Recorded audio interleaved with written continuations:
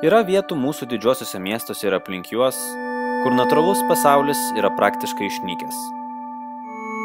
Galima matyti gatves ir šaligatvius, automobilius, stovėjimo aikšteles, reklamos stendus, stiklo ir plieno monumentus. Tačiau nei vieno medžio, žolės lopinėlio ar gyvūno, neskaitant, žinoma, žmogaus. Žmonių yra labai daug. Tik taip pažvelgęs aukštyn per dangoraižių kanjonus, gali įžiūrėti žvaigždes ar mėlyno dangaus lopinėlį, priminimą, kas čia buvo seniai prieš į pasaulį įžengiant žmogui. Nėra sudėtinga kasdien tokioje vietoje vaikštant į darbą ir iš jo susižavėti žmonėmis. Kaip mes pakeitėme žemę, kad padarytume ją patogesnę savo gyventi. Tačiau keli šimtai mylių aukštyn ar žemyn nėra nei vieno žmogaus. Mūsų įtaka visatos mastu lygi nuliui. Per pastarosius 10 000 metų, akimirksnį mūsų ilgoje istorijoje, mes apleidome klajoklišką gyvenimą. Mes prisijaukiname augalus ir gyvūnus. Kam vytis maistą, kai maistas gali ateiti pas tave pats?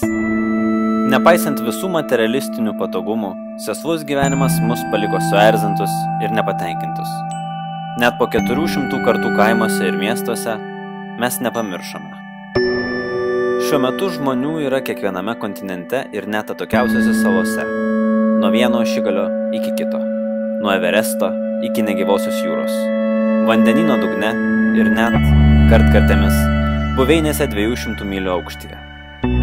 Žmonės kaip senieji dievai gyvenantys danguje. Atrodo, kad nebeliko ko tyrinėti. Savo pačių sėkmės aukos užkariautojai dabar daugiau ar mažiau lieka namuose. Galbūt dar šiek tiek per anksti, galbūt dar ne laikas. Tačiau tie pasauliai, daug žadančios neišpasakytos galimybės, vilioja. Šiuo metu yra daugybė problemų slegiančių mus, besivaržančių dėl pinigų, reikalingų išsiųsti žmonės į kitus pasaulius. Ar visų pirma reikia išspręsti šias problemas? O gal jos kaip tik yra priežastis keliauti? Mūsų planeta ir mūsų Saulės sistema yra apsupta naujojo vandenyno, kosmoso platybių. Jis nėra nei kiek labiau neperplaukiamas, nei pastarasis.